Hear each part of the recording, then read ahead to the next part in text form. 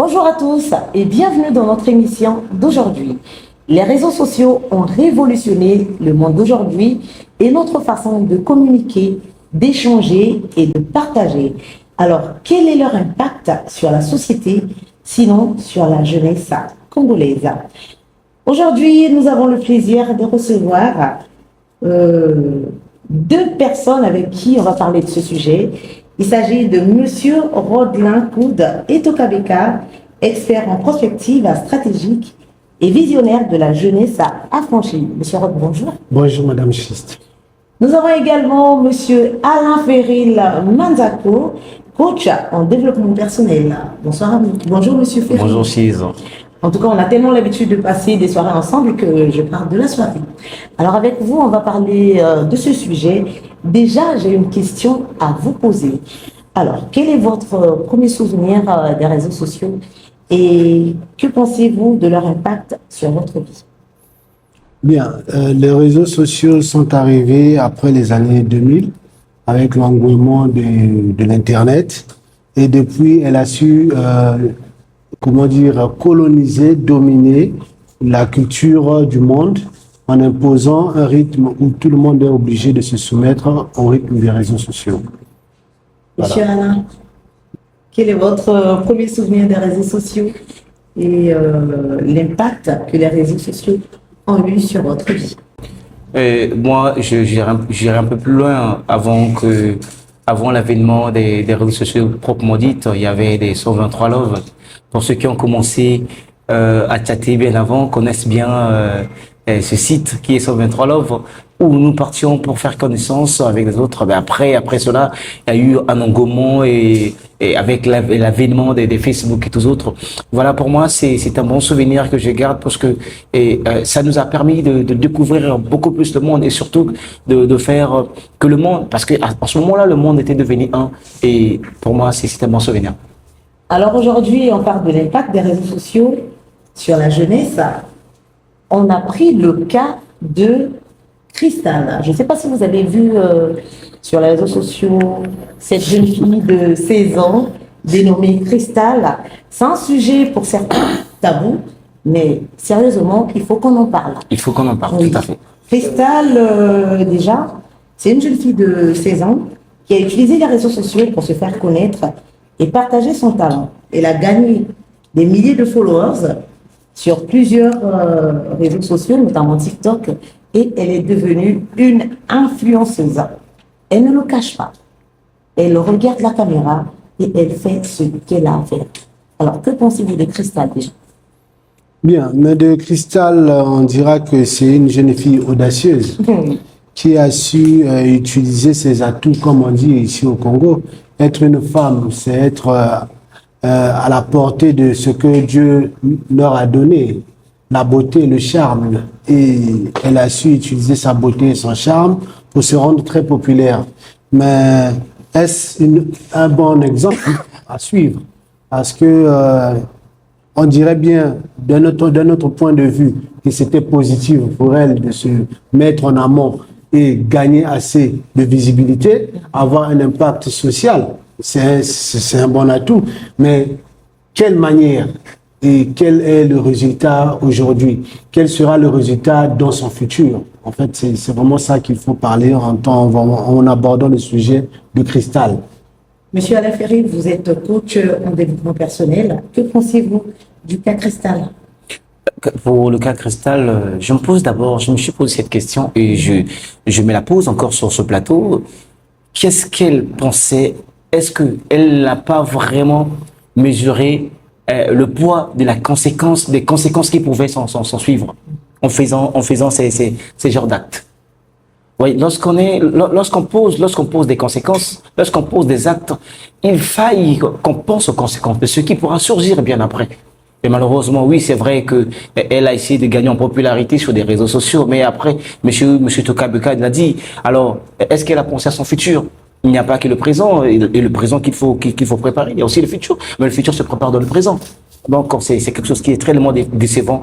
Et elle a gagné followers. Mais qu'en est-il de sa dignité? Qu'en est-il de sa réputation? Alors, on parle du cas Cristal, sinon des réseaux sociaux en général.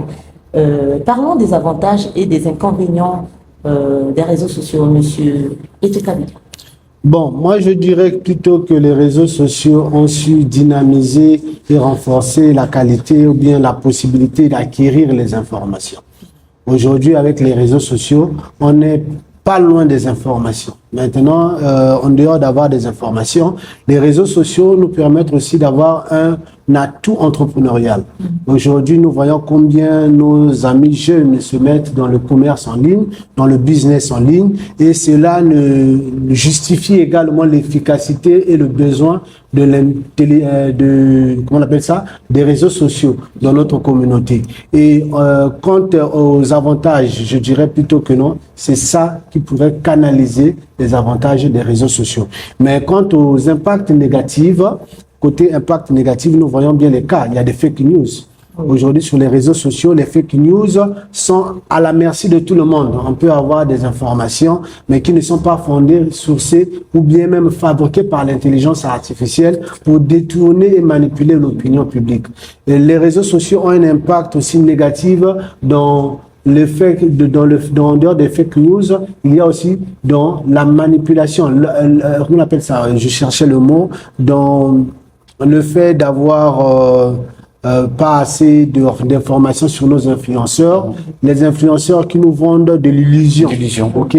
Et cette illusion-là, c'est ce qui fait aujourd'hui que certaines personnes qui stagnent dans leur vie croient que un tel a su évoluer grâce aux réseaux sociaux. Moi aussi, je dois le faire. Prenons le cas de Cristal. Ça doit être certainement le complexe. Vu son âge, on dirait bien que c'est la naïveté.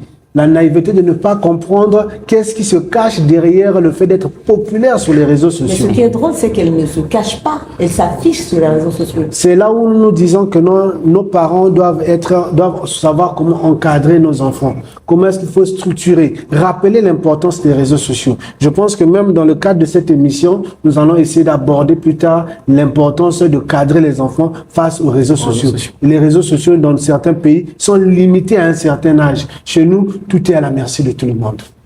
Monsieur Alain Ferré, comment les réseaux sociaux influencent-ils la santé mentale des jeunes? Vous savez, déjà, il faut qu'on les signale. Les Congolais, on prend le cas congolais. Les jeunes Congolais passent beaucoup d'heures devant leurs écrans de téléphone. Vous savez, cela impacte le cerveau. Moi, en tant que coach en développement personnel, quand je coach des enfants, parce que je travaille beaucoup plus avec des enfants et adolescents, je leur dis toujours que oui, le téléphone est bien. Nombreux sont ces parents-là qui disent que ce n'est pas bien de donner à un enfant adolescent le téléphone. Moi, je pense que ce n'est pas le cas, mais tout dépend d'abord des bases que tu cherches à inculquer à l'enfant. Vous voyez? Donc, passer beaucoup de temps devant un téléphone, 4 ou 5 heures. Si c'est utile, tant mieux. Mais si ce n'est que pour des réseaux sociaux, ça va impacter ta santé mentale, mais particulièrement ton cerveau. Et ce qui fera, c'est que tu peux avoir beaucoup de déficits au niveau de ta réflexion. Et ça, il faut qu'on se le dise. Tu auras beaucoup de déficits au niveau de sa réflexion. Donc, c'est ce que je pourrais dire.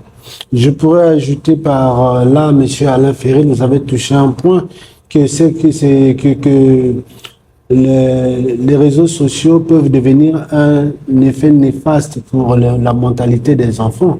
Parce qu'un enfant qui passe toute la soirée à scroller sur les réseaux sociaux, le lendemain ne sera pas assez efficace pour une concentration sur les objectifs nécessaires de sa vie. Voilà. Donc, par là aussi, nous pensons que nous devons essayer de structurer, de créer même des applications qui seraient comment est-ce qu'il faut limiter l'accès au téléphone à nos enfants. Et voilà, il y a des photos qui sont idéalisées sur des réseaux sociaux.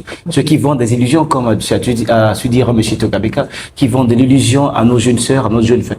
Ils ne savent pas que derrière ces photos idéalisées, qui ne sont peut-être pas vraies, certainement générées par l'IA, et voilà, et ça leur entraîne à se laisser emporter par cette vague, je dirais, moi j'ai toujours dit, du banditisme sur les réseaux sociaux, et ce qui crée des conséquences néfastes, surtout des conséquences parfois qui ne seront peut-être pas faciles à récupérer et avec le temps.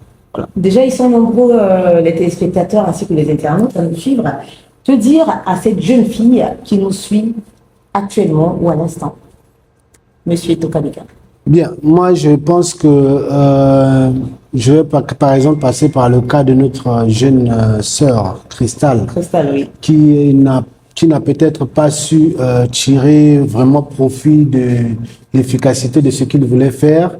Parce que si on parle en termes de résultats, de ce qu'elle a su faire, on dirait qu'elle est devenue très populaire, une véritable influenceuse qui est sur les réseaux sociaux. Mais tu influences la communauté dans quel contexte? Dans le proxénétisme, ce n'est pas logique.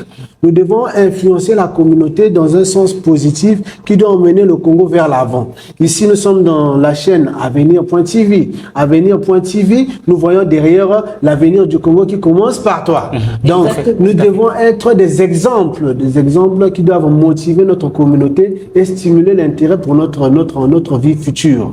Ce que a fait notre jeune sœur Cristal, c'est vraiment une erreur monumentale que j'attirerai l'attention de notre génération à ne pas s'en servir comme exemple. Bien qu'elle soit populaire, c'est quand les conséquences futures pourront être plus dramatiques. Et nous ne pouvons pas encourager de telles actions pour promouvoir l'élite de demain. Et étant mineurs, moi, je pense que nous également, nous réclamons beaucoup de communautés, beaucoup d'associations, beaucoup d'ONG qui sont sur place, qui devaient essayer de la suivre aussi mentalement. Ce n'est pas insulter la personnalité de cette jeune fille et de ses parents, mais c'est plutôt interpeller pour savoir comment est-ce qu'elle est arrivée jusqu'à avoir cette idée de pouvoir diversifier les hommes et s'approprier une image de proxénétisme pour capter l'attention de tout le monde. Et on dit que non, elle s'en défend. C'est une honte pour nous, jeunesse congolaise, de voir de telles actions. Voilà. Et nous avons remarqué que Cristal n'a pas qu'un seul compte sur les réseaux sociaux.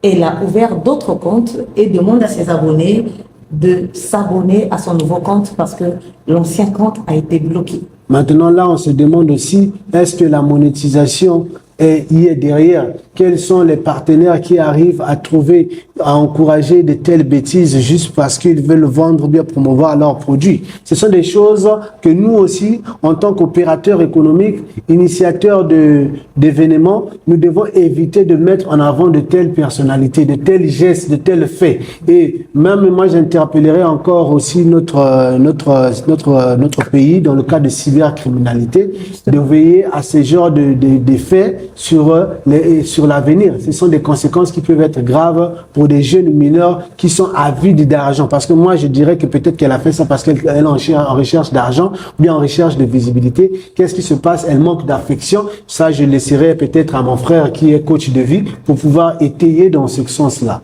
Alors, Monsieur Alain, comment est-ce que les parents ou encore les éducateurs peuvent-ils aider les jeunes à naviguer sur les réseaux sociaux de manière saine?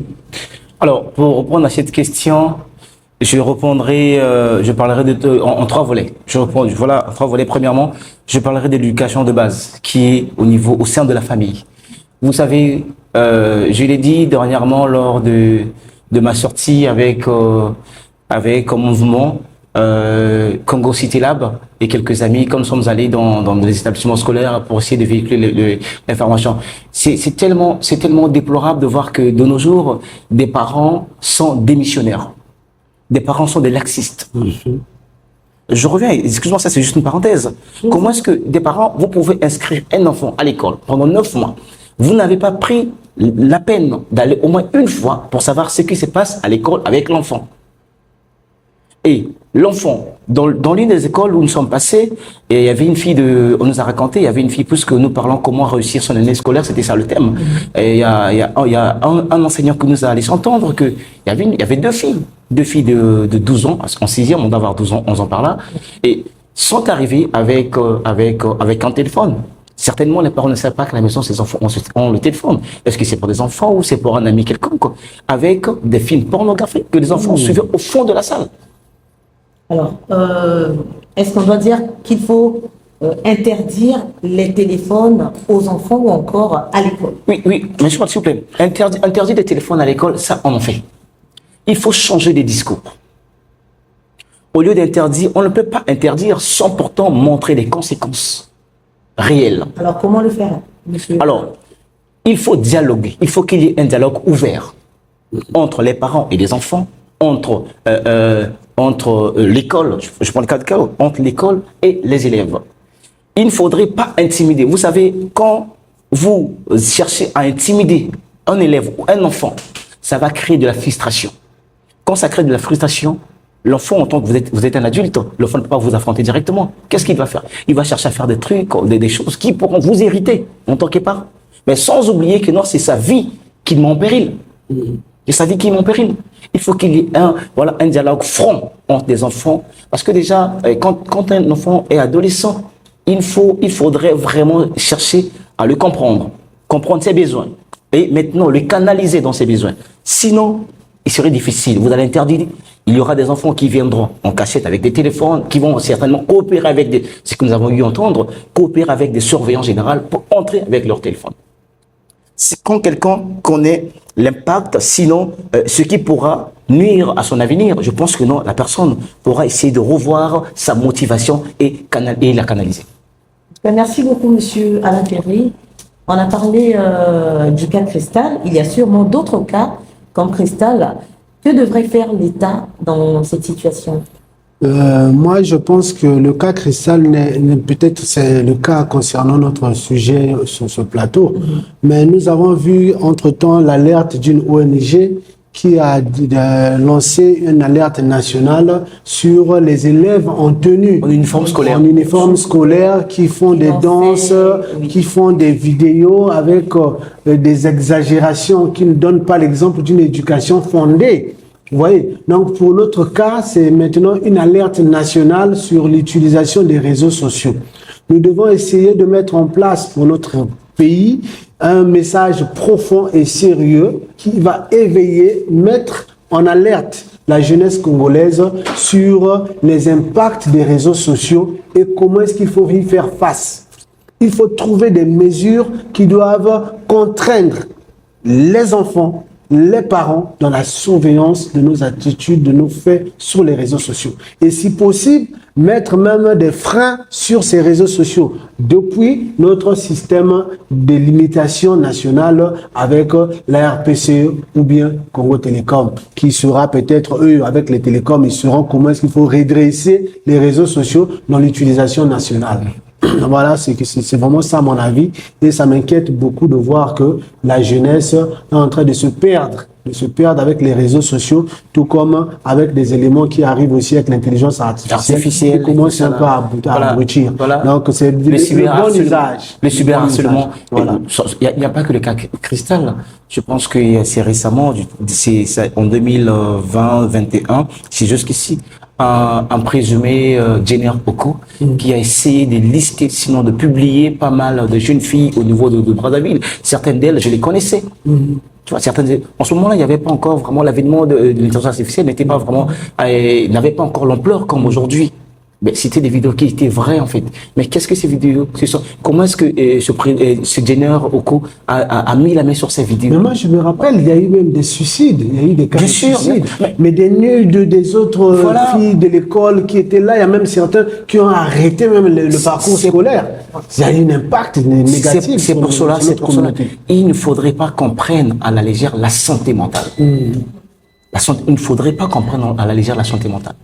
Parce que dans les écoles, dans notre système éducatif, on pense beaucoup plus à l'instruction, mais aussi et la moralité de l'enfant, la santé mentale de l'enfant. Il faut voir tous ces côtés-là.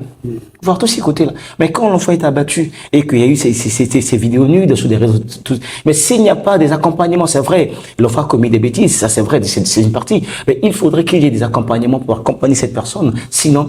Pour qu'elle se reprenne en main. Voilà. Est-ce qu'au Congo, y a-t-il des mesures d'accompagnement pour ce genre de cas? Bon, nous sommes peut-être, je ne maîtrise pas s'il y a des mesures ou bien comment, parce que les sujets réseaux sociaux, ce sont des sujets, il faut bien le reconnaître, ce sont des sujets encore récents qui n'ont pas assez de mesures ouvertes, mais il faut vraiment qu'on puisse faire une alerte. Moi, je pense qu'il y a une loi. Il y a une loi, et je ne maîtrise pas laquelle, qui fait de l'alerte sur les comportements dans les réseaux sociaux et notre manière de les utiliser. Oui, mais je pense que la RPCE et le Télécom devaient prendre en sorte, faire une sensibilisation nationale sur l'utilisation des réseaux sociaux, sur les dangers, sur les alertes et comment est-ce qu'il faut faire le suivi de ces derniers pour éviter les conséquences que nous sommes en train de vivre aujourd'hui, qui pourraient plonger notre jeunesse dans la perdition. Madame Chise, pour juste enchérir sur ce que Monsieur Tokabeka a dit, vous savez, je l'ai dit encore, la jeunesse a sa manière de voir les choses. L'interdire tout de suite, ce serait une guerre. Comment le faire? C'est de chercher à s'asseoir avec cette jeunesse. Regardez comment est-ce que vous voyez les choses. Nous, en tant qu'anciens, mais nous savons que le chemin que vous empruntez, je le dis comme ça, le chemin que vous savez, moi je suis chrétien pour la plupart des temps, dans nos églises, on nous disait, le péché n'est pas bien, prendre l'alcool n'est pas bien, et la fornication. Dites-nous réellement les conséquences de la fornication. Dites-nous réellement les conséquences de tel péché. Mais si vous nous parlez superficiellement de ça, il faudrait qu'il y ait des organismes. Il faudrait qu'il y ait des organismes. Moi, je l'ai dit, on parle du civisme dans nos écoles, tout ça là. Mais le civisme ne se lit pas, le civisme se vit. Le civisme se vit. Et comment vivre le civisme? C'est de telles questions que nous devons répondre aux enfants. Et quand l'enfant est bien instruit, quand l'enfant est bien informé, je pense que, on dit toujours, Tekonta Diop disait, on ne change pas la façon de vivre, enraciné depuis des années en est jour. Il faudrait du temps. Pour cela, il faut qu'il y ait d'abord un commencement, et au fur et à mesure, même ceux qui, aujourd'hui, se laissent emporter par cette vague, demain pourraient être des éducateurs pour ceux qui viendront après. Alors, chers invités, merci beaucoup pour vos réponses. On va continuer avec la séance de questions-réponses. Et je vous rappelle qu'il y a eu quelques temps, on a vu comment une fille s'était suicidée. Elle a pris le sniper. Je ne sais pas si vous avez entendu parler de cette jeune fille qui habitait entre le lycée Thomas Sankara ou Combo. Elle s'est suicidée parce que son parent lui avait interdit le téléphone portable.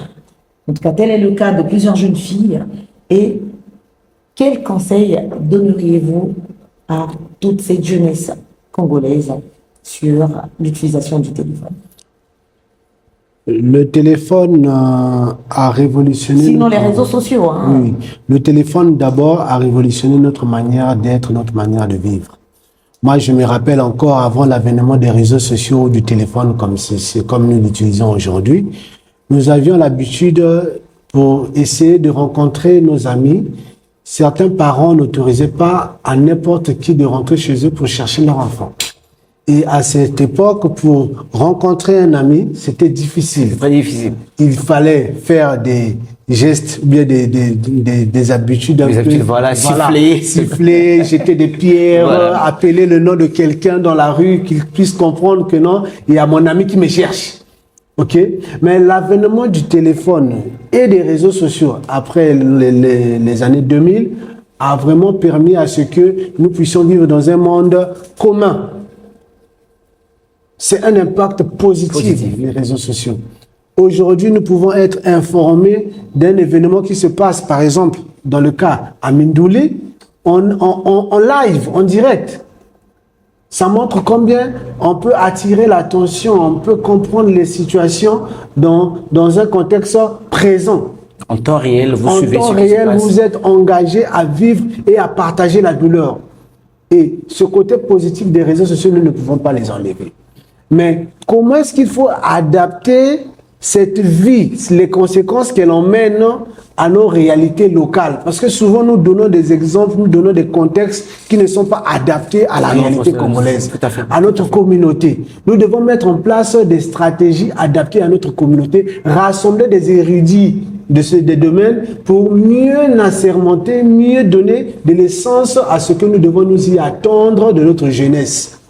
Ici, nous ne sommes pas des experts sur les réseaux sociaux, tel que moi, je ne suis pas un expert sur les réseaux sociaux. Mais j'analyse ma communauté, je vois combien les réseaux sociaux, au lieu seulement d'apporter le positif, tel que nous voyons nos amis qui sont en train de vendre en ligne, de tirer profit. Il y a certains qui s'organisent, hein, qui arrivent à commander de la Chine, qui arrivent à vendre des produits virtuels et qui s'organisent pour vivre une vie de paisibilité, comme je peux le conclure, et attirent vraiment profit des réseaux sociaux. Il y a d'autres qui en abusent, qui ont besoin de facilité, qui trouvent une occasion de proxénétisme, tel que ma jeune sœur Cristal.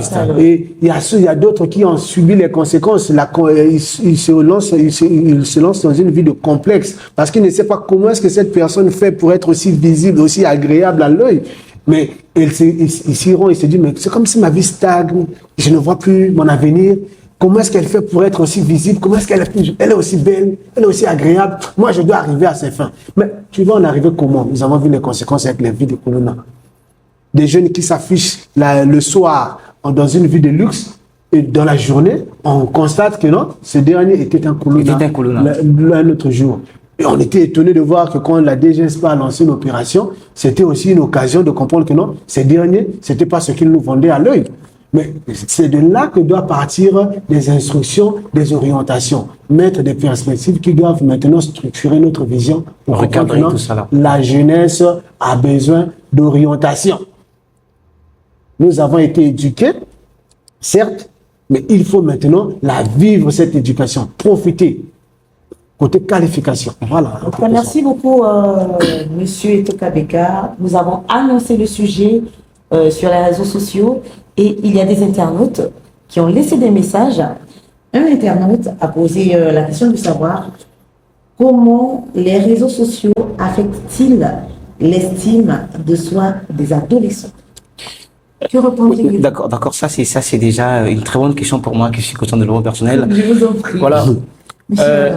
Quand nous commençons notre vie, quand nous sommes sur le fond de faire quelque chose, déjà, nous avons une idée de ce que nous faisons. Ça, c'est bien. On a de l'estime sur ça parce qu'il y a l'estime de soi, la confiance en soi, la confirmation de soi.